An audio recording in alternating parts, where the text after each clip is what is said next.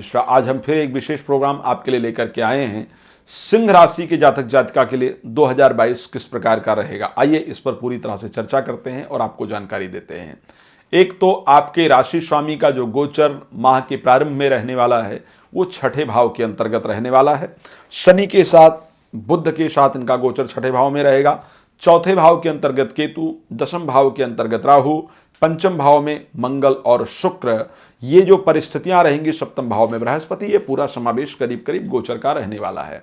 आखिर क्या प्रभाव लेकर के आएगा अगर इस गोचर की बात करें। एक तो राशि स्वामी का 12 तारीख तक छठे भाव में जाकर के गोचर करना इस चीज को बड़ा स्पष्ट दर्शाता है कि आपके कार्य में बहुत सारी अवरोध उत्पन्न होंगी, आपको बहुत भाग दौड़ करना पड़ेगा। 12 तारीख तक आप एक प्रॉब्लम को सॉल्व करेंगे तो दूसरी प्रॉब्लम, और दूसरी प्रॉब्लम सॉल्व करेंगे तो तीसरी प्रॉब्लम, इस प्रकार की परिस्थितियां तारीख 12 तक आपको फेस करनी पड़ेंगी।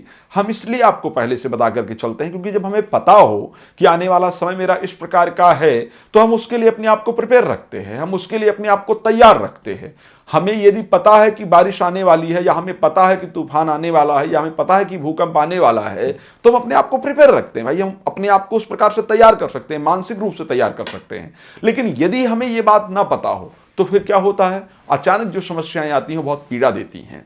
तो इसीलिए हम प्रयास करते हैं कि आपको पहले वो जानकारी मिल जाए जिससे अपने आप को प्रिपेयर रखें। तो आप 12 तारीख तक ये सोच करके चलिए कि एक तो तनावग्रस्त परिस्थितियां रहेंगी, भागदौड़ अत्यधिक रहेगा, लेकिन भागदौड़ के बाद भी अगर बात करें कि रिजल्ट मिलेगा उसकी संभावना काफी कम रहेगी। और इवन पारिवारिक सपोर्ट जो चाहिए वो पारिवारिक सपोर्ट नहीं मिलेगा। स्पेशली अगर पिता और पुत्र के संबंध को लेकर के देखा जाए तो ये संबंध यहां पर तनावपूर्ण परिस्थितियों को लेकर के आ रहे हैं। तो इस प्रकार का संयोग करीब करीब जो मेरे सिंह राशि के जातक जातिका हैं उनको प्रारंभ में देखने को प्राप्त हो सकता है। लेकिन तारीख 12 के बाद अगर हम बात करते हैं, जब सूर्य करीब कुंभ राशि के अंतर्गत प्रवेश कर जाएंगे, बृहस्पति के साथ जाकर के गोचर करेंगे, यह परिस्थिति निश्चित रूप से आपके लिए अनुकूल रहने वाली है क्योंकि अपनी राशि को दृष्टि देंगे और ऐसे परिस्थिति के अंतर्गत आपको समाज में मान सम्मान यश प्रतिष्ठा आपको निश्चित रूप से प्राप्त होगी। यहां पर भी एक चीज आपके साथ होने वाली है, सूर्य का राशि पर जो प्रभाव रहेगा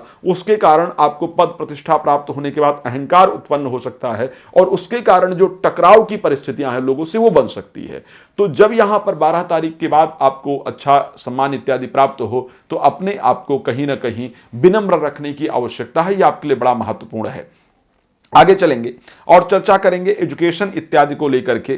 तो एजुकेशन को लेकर के ये माह निश्चित रूप से आपके लिए अच्छा है क्योंकि भाग्येश मंगल गोचर करेंगे पंचम भाव के अंतर्गत, साथ में 10वें शुक्र का गोचर रहेगा तो, और चतुर्थेश भी है मंगल, तो इस कारण से अगर पढ़ाई में कोई पेपर इत्यादि है तो निश्चित रूप से अच्छा रिजल्ट मिलने का संयोग है।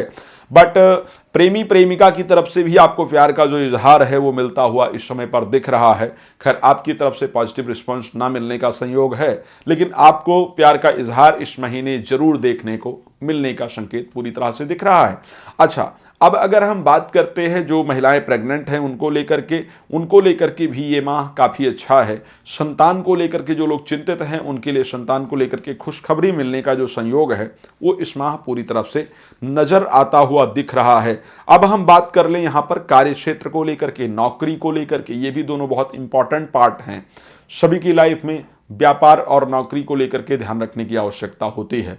जो लोग भी कार्य कर रहे हैं उनको भागदौड़ काफ़ी करना पड़ेगा, इसमें कोई दो राय नहीं है। भागदौड़ करने के बाद ही कुछ रिजल्ट प्राप्त होने के संयोग हैं। लेकिन जिनको नौकरी नहीं मिल रही है उनको अपने दोस्तों की मदद से या अपने दोस्त की मदद से या किसी के सहयोग से निश्चित रूप से नौकरी प्राप्त होने का जो संयोग है वो बनेगा, आपको नौकरी प्राप्त होगी। चलिए, अन्य अगर कोई प्रश्न हो तो निश्चित रूप से मेरा नंबर डिस्क्रिप्शन में हम लिख करके रखते हैं, इसीलिए कि आप मुझे कॉल कर सकते हैं और जानकारी प्राप्त कर सकते हैं।